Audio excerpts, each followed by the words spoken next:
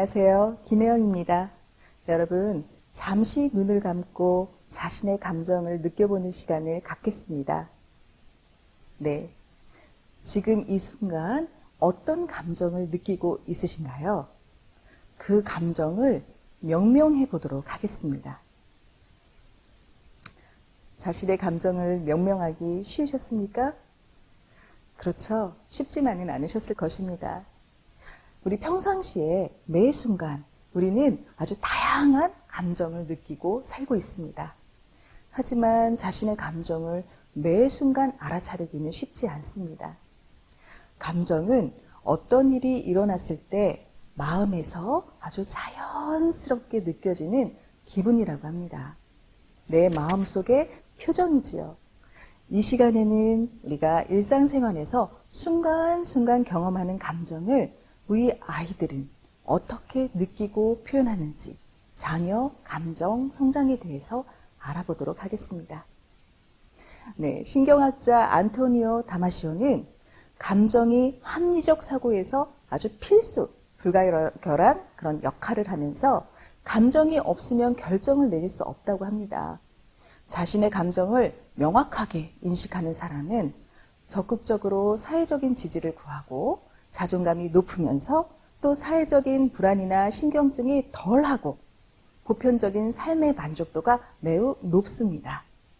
그러므로 감정이야말로 정말 어렵지만 아주 꼭 제대로 발달해야 하는 것입니다.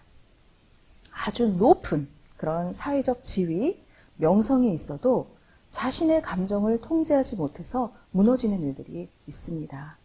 이렇듯 감정 조절을 못하는 사람들을 주변에서 흔히 찾아볼 수 있습니다. 감정 조절을 하는 것은 그만큼 중요하고 어렵다는 것입니다.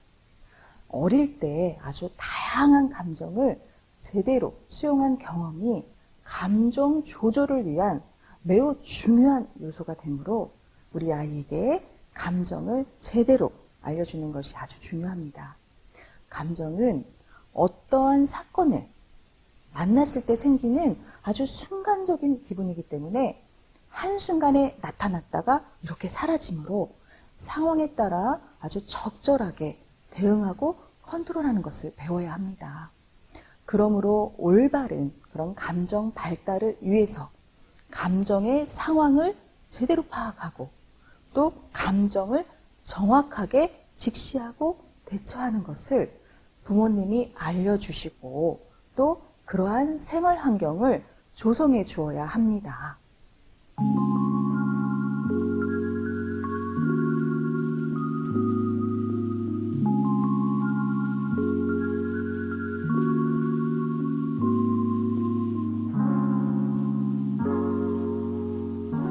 부모의 양육 유형이 자녀의 감정 상태에 어떠한 영향을 미치는지 점검을 해서 우리 아이의 감정을 이해하고 또 우리 아이가 감정 조절 능력을 가질 수 있도록 도움을 주어야 합니다.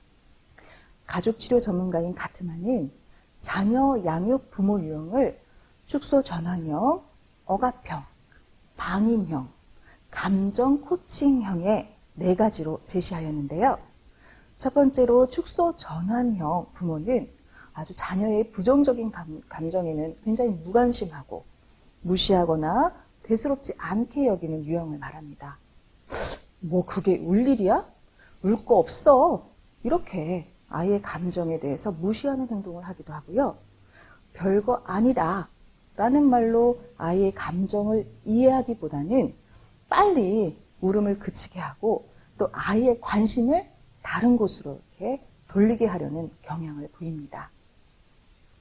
아이의 감정은 중요하지 않고 그런 부정적인 감정은 그냥 놔두면은 시간이 지나면 저절로 사라진다고 생각하는데 이러한 특성의 부모들은 감정적으로 통제가 불가능한 것을 매우 두려워하는 그러한 경향이 있습니다. 그렇다면 축소 전환형 부모의 아이는 어떨까요? 이러한 아이는 부모로부터 감정을 무시당하며 대수롭지 않게 취급당한다고 느끼기 때문에 감정을 느끼는 것이 옳은 것인지 또는 잘못된 것인지 굉장히 혼란스러워하고 낮은 자신감을 갖고 있습니다. 감정의 정체를 몰라서 아주 매우 불안감을 느끼고 또 감정 조절에 어려움을 겪으면서 그런 무시하는 감정을 그렇게 느끼는 자신이 잘못되었다고 생각함으로 자존감도 매우 낮습니다. 두 번째로 억압형 부모는 축소 전환형 부모와 행동은 같습니다. 하지만 아이의 감정에 더욱 엄하고 부정적입니다. 그만 그쳐. 계속 울면은 너 경찰에 전화해서 데려가라고 한다? 이와 같이 협박 아닌 협박을 하는 거죠. 그러다 보니까 아이의 감정보다는 행동에 초점을 두고 그리고 감정을 읽어주기보다는 아주 야단을 치거나 매를 듭니다. 부모는 아이가 요구사항이 있을 때 부정적인 감정을 이용한다고 생각해서 그러한 부정적인 감정은 그냥 억제해야 한다고 믿습니다. 아이의 부정적인 감정은 매를 들어서라도 없애주고 또 올바른 행동을 가르쳐야 한다라고 생각하는 것입니다. 이렇게 억압형 부모의 아이는 그렇기 때문에 매우 의기소침하고 우울한 경향이 있습니다. 그리고 또 자기 감정을 조절하는 능력이 부족합니다. 또한 부모로부터 부정적인 감정을 보였다는 이유로 그런 매나 야단을 맞은 그런 경험이 반복하다 보니까 이 아이도 폭력적인 형태로 감정을 표현합니다. 세 번째인 방이면 부모는 감정의 구분이 없이 어떤 감정이든 그냥 허용합니다. 감정을 공감만 해줄 뿐 아이의 행동을 아주 좋은 방향으로 이렇게 이끌어주기 위한 한계 제시를 못합니다. 화가 날만 했구나. 아유, 화낼 땐 때릴 수도 있어. 잘했어. 이렇게 감정은 물론 감정으로 인한 행동까지 제한을 두지 않습니다. 이러한 부모는 감정을 분출하면 그냥 모든 것이 해결된다고 믿고 부정적 감정을 공감하고 이렇게 위로하는 것 외에는 할 것이 없다고 생각합니다. 또한 아이가 감정을 처리하고 문제를 해결하는데 관심을 갖지 않습니다. 그러므로 방이면 부모의 아이는 행동에 대한 한계를 알지 못해서 그냥 기분 내키는 대로 행동하면서도 이 마음 속에서는 불안감이 계속 상승합니다. 그리고 미숙한 행동을 보이기 때문에 친구들과의 관계에서도 어려움이 따르는 거죠. 또래보다 서툴고 또 미성숙함을 느껴서 굉장히 열등감이 높고 자존감은 낮고 또 이런 느끼는 감정에 대한 바른 행동을 배울 기회가 적어서 문제 해결력이 부족합니다. 마지막으로 감정 코칭형 부모는 감정은 수용하되 행동에는 분명한 그런 한계를 알려줍니다. 이 한계의 범위는 남에게 또 자신에게 해로운 행동은 안 된다고 제한을 두는 것입니다. 아이고, 많이 속상했구나. 그래도 친구를 때리는 것은 옳은 행동이 아니야. 어떻게 하면 우리 화나는 감정이 줄어들까? 이렇게 한계를 규정하고 아이에게 선택권을 부여합니다. 감정에 좋고 나쁨이 없으므로 모든 감정을 삶의 아주 자연스러운 현상으로 받아들이도록 하고 또 이런 감정 표현을 기다려주고 존중합니다. 아이의 아주 작은 감정 변화도 놓치지 않으며 정서적 교감을 중요하게 여깁니다. 또 아이의 자율성과 독립성을 존중하면서 스스로 문제 해결을 하도록 돕습니다. 그러므로 감정 코칭형 부모의 아이는 부모의 아주 부드러우면서도 단호한 태도 때문에 마음의 그런 안정감이 유지가 되고요. 더 감정을 자연스럽게 이제 수용하고 받아들이고 그렇기 때문에 자신감이 높고 자신의 아주 소중한, 내가 아주 소중한 존재이다 라고 느낍니다. 또한 문제 해결 상황이 발생이 되면 스스로 대안을 찾고요. 가장 원하는 방법을 선택할 수 있는 이런 내면의 힘이 아주 단단해지면서 자기 효능감과 존중감이 높아지는 것입니다.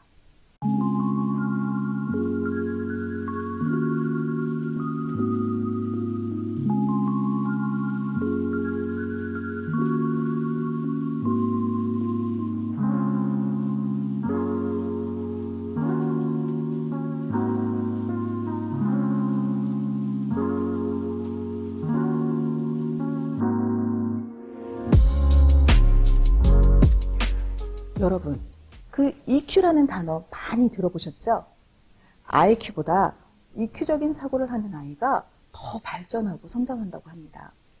감성 지수를 말하는 EQ는 자기 감정을 아주 솔직하게 인정하고 또 불안이나 분노 등 이런 충동을 조절하면서 또 궁지에 몰렸을 때 자기 자신에게 힘을 북돋아주고 또 낙관적인 생각을 하게 하고 또 남을 배려하고 공감할 수 있는 능력을 말하는 것입니다.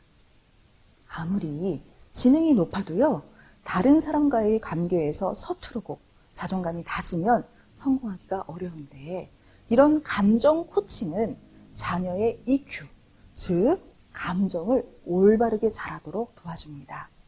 우리 아이를 성장시키는 그런 가트만 박사의 감정 코칭은 크게 감정의 인식, 그 다음에 감정 발견 활용, 감정 명명, 이제 이름 붙이기죠. 그리고 공감 경청, 해결 방향의 5단계로 이루어져 있습니다. 감정 코칭형 부모가 되기 위한 감정 코칭 1단계는 자녀의 감정을 인식하는 게입니다.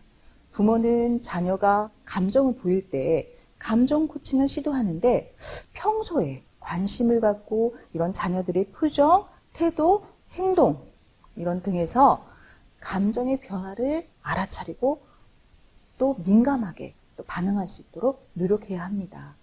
언어 표현이 서툰 아이는 말보다는 몸으로 이렇게 감정을 표현하는데 이때 아이의 행동에 숨은 감정을 부모님이 포착할 수 있어야 합니다.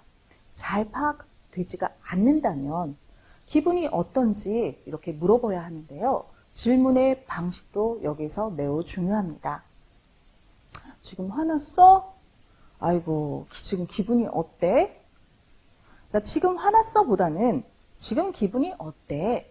이처럼 열린 질문을 하여 우리 아이의 숨은 마음을 조금씩 꺼낼 수 있도록 하는 것이 좋습니다. 다음은 2단계로 자녀의 감정을 발견한 후에 이것을 교육의 기회로 활용하기입니다. 속상한 건 나쁜 게 아니야. 아휴, 이 물건이 망가져서 화가 났구나? 화낼만 해. 이와 같이 자녀의 이야기 속에서 자녀가 느꼈을 감정을 발견한다면 자녀의 감정을 무시하거나 피하지 말고 함께 대화를 나누며 스스로 감정에 대해 말할 수 있도록 격려해 주어야 합니다. 네, 3단계에서는요, 감정에 이름을 붙여서 자녀 스스로 언급할 수 있도록 도와줍니다. 자녀는 부모가 하는 것을 모방해서 배우므로 부모가 먼저 자신의 감정에 이름을 붙이는 모습을 보여서 아이에게 본보기가 되도록 해야 합니다. 감정은 무수히 다양하고 아주 세분화되어 있기 때문에 감정이 어떤 내용인지 구체적이고 정확하게 파악하는 것이 중요합니다. 아휴, 친구와 같이 놀고 싶을 때 못 놀아서 우리 혜영이가 외로워하는구나. 이렇게 자녀가 혼란스러운 감정에 이름을 붙여주는 것입니다. 자녀는 이런 감정이 외로움이구나. 이런 감정이 화난 감정이구나. 이것을 알게 되어서 그 감정에 당황하지 않고 대처하는 힘을 갖게 됩니다. 4단계는 자녀의 감정에 공감하고 경청해 주는 것입니다. 감정 코칭의 핵심 단계입니다. 굉장히 중요하죠. 긍정적 또 부정적 감정 모두 공감해 주고 또 자녀가 느끼는 감정을 편견 없이 받아들여야 합니다. 부모가 자녀 스스로 자기 감정을 들여다볼 수 있도록 해주는 것입니다. 동생과 막 싸우다가 동생 때리고 싶어! 이렇게 얘기한다면 아이고 그렇구나. 그 정도로 화가 났구나. 라고 공감해 주는 것입니다. 왜? 라는 질문보다는 무엇을 어떻게 이렇게 접근해야 합니다. 자녀가 하는 말을 반영해서 공감을 표현해 줄 수 있어야 하는 것입니다. 마지막 5단계는 바람직한 해결 방향으로 이끌어주는 것입니다. 부모는 자녀가 잘못된 행동을 할 때에는 이런 감정에 공감을 해주더라도 이 행동에는 한계를 분명히 정해주어서 자녀의 감정이 아니라 행동이 잘못되었다는 것을 알게 해줘야 합니다. 아이 스스로 해결책을 찾도록 하되, 예를 들어서 친구에게 거짓말을 하지 않는다, 또 동생을 때리지 않는다 라는 식으로 행동의 이런 한계를 제한하고 그 안에서 감정을 마음껏 표출하고 해결하는 방법을 스스로 찾게 해주어야 합니다. 좋은 부모는 아이의 잠재력이나 가능성을 인정하고 칭찬하며 강요하지 않고 이렇게 지시하지 않고 아이 스스로 자기 행동을 주도할 수 있게 도와줄 수 있어야 합니다. 그리고 끝까지 아이 옆에서 지지와 격려를 보내고 또 믿음을 전달할 수 있어야 되겠죠. 부모의 이 시각을 달리하면 자녀가 말썽꾸러기가 아니라 호기심이 많은 아이, 또 산만한 아이가 아니라 남의 이목을 집중시키는 아이로 달리 보일 수 있습니다. 그래서 선입견 없이 있는 그대로 인정할 수 있는 것입니다. 부모에게 인정받은 아이는요, 자기 가치를 느끼며 자존감을 키울 수 있습니다. 이렇듯 부모와 아이 모두 성장하는 것이 이 감정 코칭의 긍정적인 효과이며, 또 감정 코칭은 양방향으로 이렇게 진행되기 때문에 부모와 자녀의 원활한 소통에 도움이 됩니다. 또 부모 자신의 성장과 발전에도 영향을 아주 많이 미친다는 사실을 알고 우리 부모님들이 실천하려고 노력하시기 바랍니다. 이것으로 강의를 마치겠습니다. 준비한 시를 감상하시면서 저는 이만 물러나겠습니다. 감사합니다.